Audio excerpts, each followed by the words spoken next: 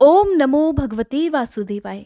मार्गशीर्ष मास के कृष्ण पक्ष में पड़ने वाली एकादशी है उत्पन्ना एकादशी। इसी दिन एकादशी माता का जन्म हुआ था और इसी कारण इस दिन को उत्पन्ना एकादशी के नाम से जाना जाता है। मान्यता है कि उत्पन्ना एकादशी का व्रत रखने से मनुष्य के अगले पिछले सभी जन्मों के पाप नष्ट हो जाते हैं। तो आइए जानते हैं साल 2022 में ये एकादशी कब है, एकादशी की तिथि कब से कब तक रहेगी, हरिवासर का समय कब समाप्त होगा, द्वादशी तिथि कब से कब तक रहेगी, व्रत खोलने का शुभ मुहूर्त क्या रहेगा, व्रत रखने वाले लोगों को इस दिन क्या खाना चाहिए, क्या दान करना चाहिए और साथ ही आप जानेंगे कुछ जरूरी नियमों के बारे में। तो 20 नवंबर रविवार को इस बार मार्गशीर्ष मास के कृष्ण पक्ष की उत्पन्ना एकादशी है और इसी दिन उपवास भी रखा जाएगा। दशमी तिथि के नियमों का पालन एक दिन पहले यानी कि 19 नवंबर को किया जाएगा। जो लोग एकादशी का उपवास ना भी रख पाए, अगर इस दिन कुछ नियमों का पालन करते हुए भगवान विष्णु की पूजा, भगवान कृष्ण की पूजा करें तो उन्हें भी व्रत जितना ही पुण्य प्राप्त होता है। एकादशी तिथि प्रारंभ होगी 19 नवंबर शनिवार की सुबह 10:30 से, जो कि समाप्त होगी 20 नवंबर रविवार की सुबह 10:41 पर। क्योंकि 19 नवंबर को सुबह ही एकादशी की तिथि लग जाएगी, जो कि दशमी तिथि युक्त एकादशी होगी।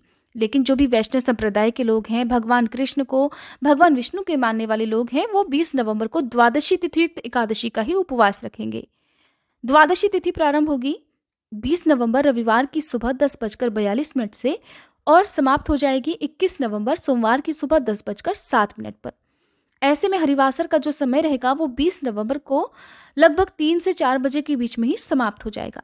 हरिवासर के समय में व्रत नहीं खोला जाता है, जो कि द्वादशी तिथि का पहला 1/4 पहर यानी कि शुरुआत के 5 से 6 घंटे का समय होता है। रविवार को सूर्योदय का समय रहेगा सुबह 6:47, सूर्यास्त का समय रहेगा शाम 5:36, राहुकाल का समय रहेगा शाम 4:30 से 5:30 तक। राहुकाल के समय में कोई भी शुभ कार्य, पूजा पाठ या दान इत्यादि का काम, कोई भी नए कार्य की शुरुआत नहीं करनी चाहिए। इस समय का त्याग करना चाहिए।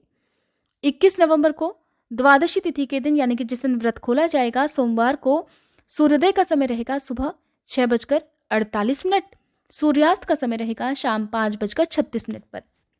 और आपको ध्यान रखना है राहुकाल के समय का, जो कि सुबह 8:30 से 9:30 बजे के बीच में रहने वाला है।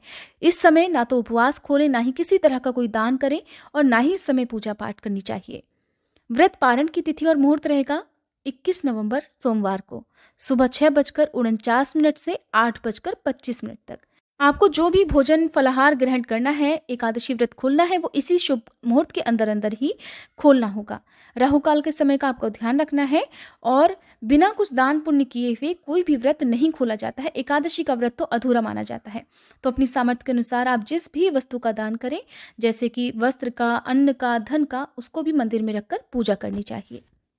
एकादशी के कुछ खास नियम होते हैं जिनका पालन सभी लोगों को करना चाहिए जो कि व्रत रखते हैं, और जो केवल पूजा ही करते हो उनको भी ध्यान रखना चाहिए। जैसे कि एकादशी के दिन ना तो चावल बनते हैं, ना ही चावल से बनी हुई कोई भी सामग्री घर में खाई जाती है। खासकर व्रती लोगों को तो इन चीज़ों से दूर रहना चाहिए। एक दिन पहले दशमी तिथि को शुद्ध सात्विक भोजन करना चाहिए। दशमी तिथि को तुलसी दल तोड़कर रख लेने चाहिए। इस दिन भोजन में बैगन या फिर मसूर की दाल नहीं बननी चाहिए। दशमी तिथि को सूर्यास्त के बाद जो लोग भी व्रत रखने चाहते हैं उन्हें अन्न नहीं ग्रहण करना चाहिए। सूर्यास्त से पहले पहले ही आप दशमी तिथि को जो भी भोजन है शुद्ध सात्विक वो ग्रहण कर सकते हैं। एकादशी के दिन आप भगवान विष्णु को भी पूजा में अक्षत अर्पित ना करें। एकादशी के दिन तुलसी जी में जल नहीं चढ़ाया जाता है। द्वादशी तिथि को तुलसी जी में जल भी अर्पित करें। और एकादशी के दिन बहुत से लोग ये भी मानते हैं कि जब जल अर्पित नहीं किया जाता तो दीपक भी नहीं जलाया जाता होगा, लेकिन सुबह और शाम तुलसी जी की पूजा जरूर करनी चाहिए। दीपक भी जलाना चाहिए, बस तुलसी जी में जल अर्पित नहीं किया जाता है। शाम के समय एक दीपक तुलसी जी के पौधे में आप अवश्य जलाएं। वैसे तो भगवान विष्णु को भोग में तुलसी दल बहुत प्रिय होते हैं, लेकिन इन दिनों आप भगवान विष्णु को खासकर उत्पन्ना एकादशी के दिन जो भी मौसमी फल हैं, जैसे कि आंवले का फल भगवान को अत्यंत प्रिय होता है, तो आंवले का भोग आप भगवान को लगाएं। उसी को प्रसाद रूप में ग्रहण भी करना चाहिए। आंवले का आपको दान करना चाहिए। आंवले का दान आप किसी भी रूप में कर सकते हैं। ताजे फलों का दान करें तो ज़्यादा अच्छा है। आंवले के पौधे का दान कर सकते हैं। आंवले से बने हुए जो भी शरबत, मुरब्बा आदि होते हैं उनका भी दान आप कर सकते हैं। और इस एकादशी में जब आप व्रत खोलते हैं द्वादशी को, तो जहाँ तक हो सके अन्न का और गर्म वस्त्रों का दान करना चाहिए। ऐसा करने से श्री हरि अत्यंत प्रसन्न हो जाते हैं। श्री हरि के साथ माँ लक्ष्मी जी की भी पूजा करनी चाहिए, तभी घर में सुख और समृद्धि आती है। एकादशी में भगवान की पूजा करते समय जो लोग सच्चे मन से व्रत की कथा पढ़ते या सुनते हैं, उन पर भी भगवान विष्णु सदा प्रसन्न रहते हैं। क्योंकि उत्पन्ना एकादशी है, ऐसे में तुलसी जी की आरती, तुलसी जी की कथा और उत्पन्ना एकादशी की व्रत कथा सुनने से भी व्रत का ही पुण्य प्राप्त होता है। व्रत की कथा तो सुबह और शाम दोनों ही समय सुननी चाहिए। यदि आपके पास सुबह ज़्यादा समय नहीं है तो शाम की पूजा करते समय आप व्रत की कथा जरूर पढ़े सुने, जो कि आने वाली वीडियो में आपको हमारे चैनल पर सुनने को मिल जाएगी।